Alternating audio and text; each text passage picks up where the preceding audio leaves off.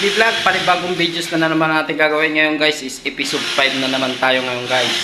So ngayon, nandito na ang ating electrician. Ayan, pumasok ng ating electrician si Mark Salas David. Ayan.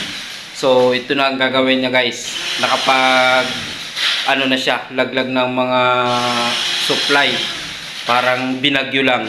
Ayan. So papakita ko sa inyo guys.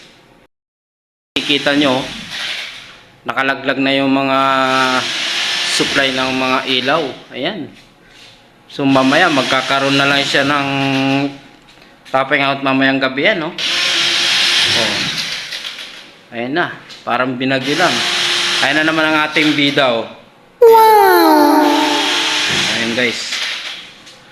So ito kung nakakita natin ng episode 4. Ayan. Kung makikita nyo, yung episode 4 natin, may wala pang baseboard ngayon, meron na.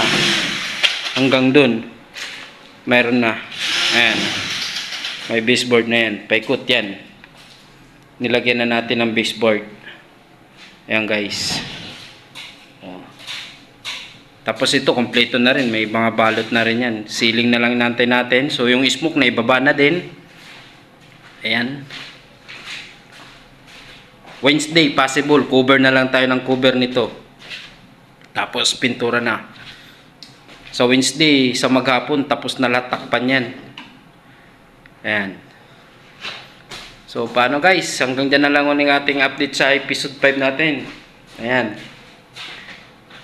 Maraming salamat sa inyo guys.